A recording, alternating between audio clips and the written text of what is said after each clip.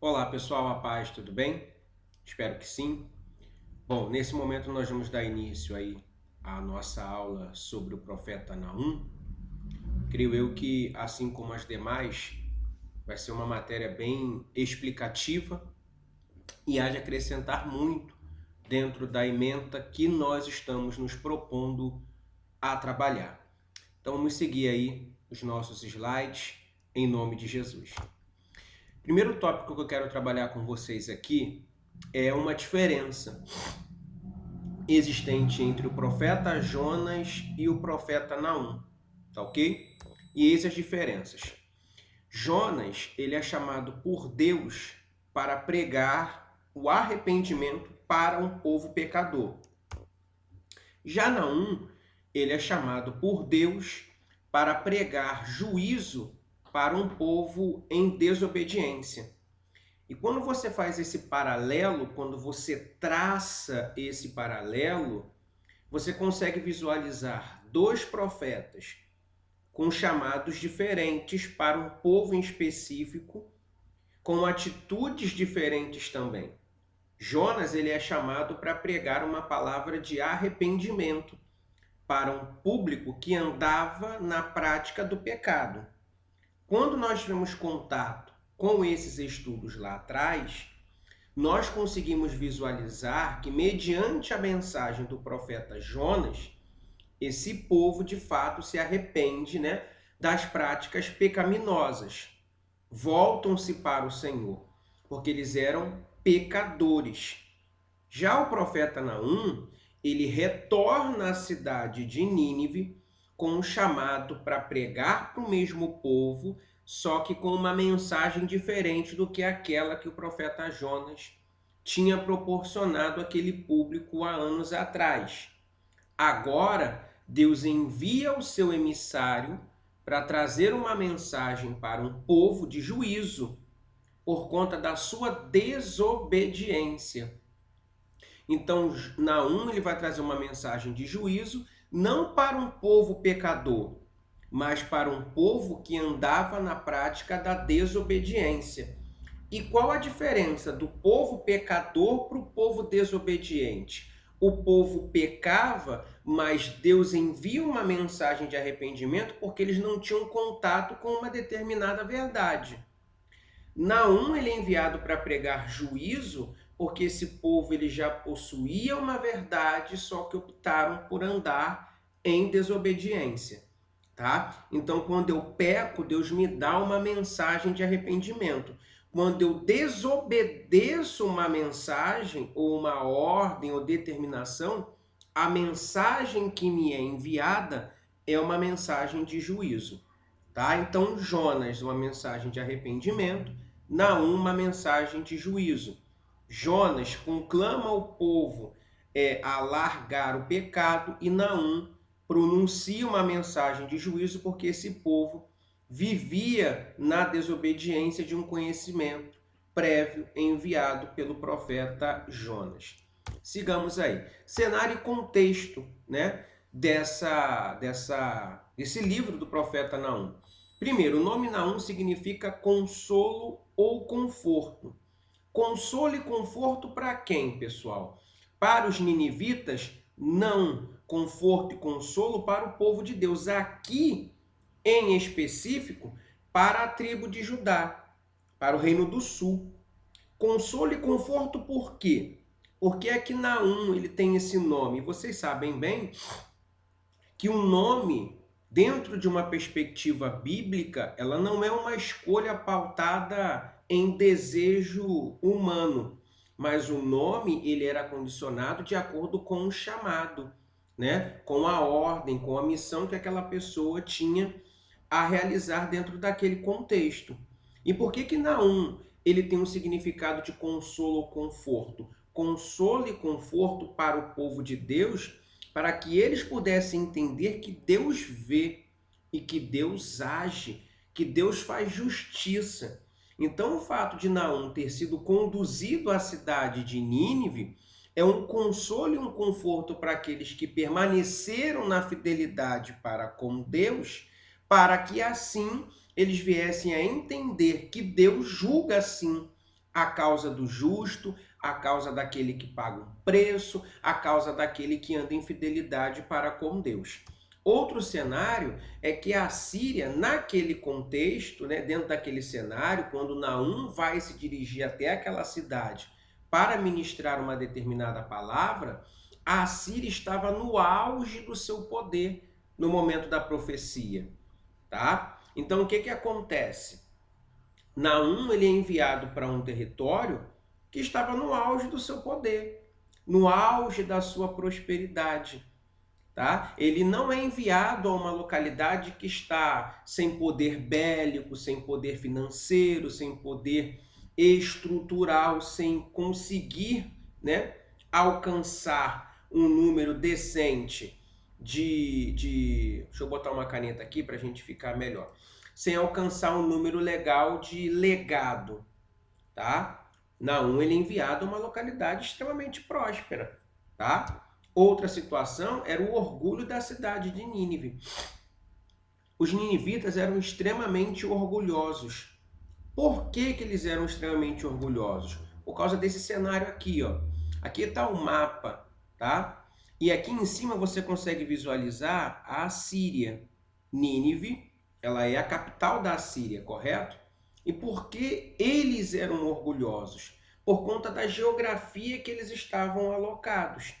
Belicamente, né, logisticamente, era praticamente impossível de se invadir a cidade de Nínive, que era a capital da Síria.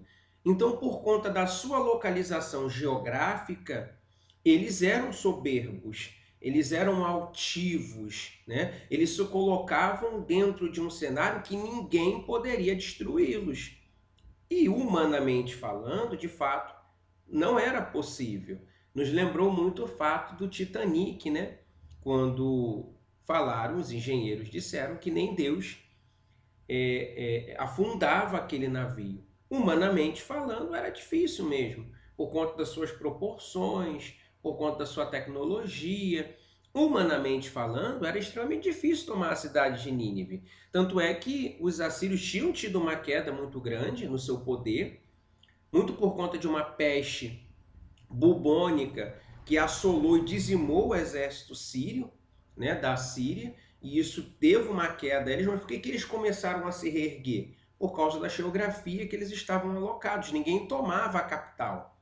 Tomou a capital, acabou. Aqui no mapa você consegue ver a Síria, mais acima a sua capital Nínive, e aqui esse grande rochedo aqui atrás, ó.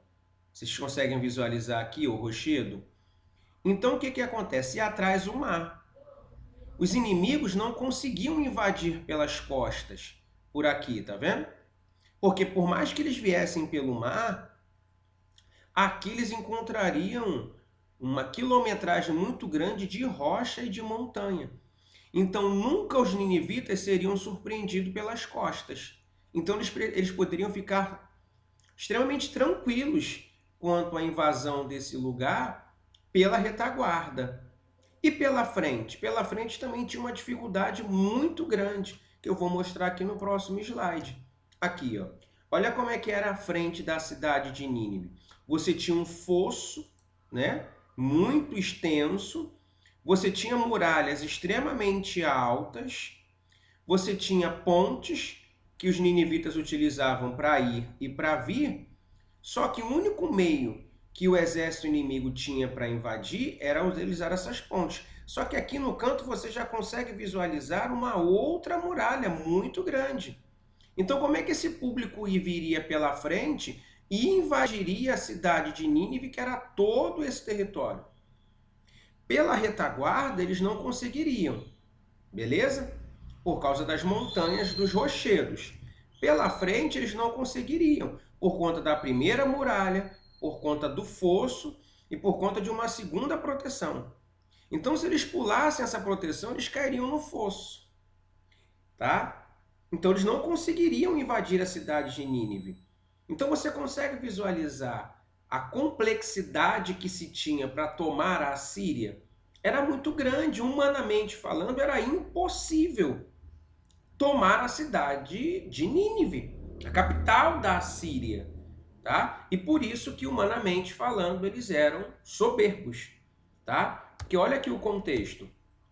A muralha, ela tinha 30 metros de altura, essa daqui, ó, essa da frente aqui. Eram 30 metros de altura, era muito grande.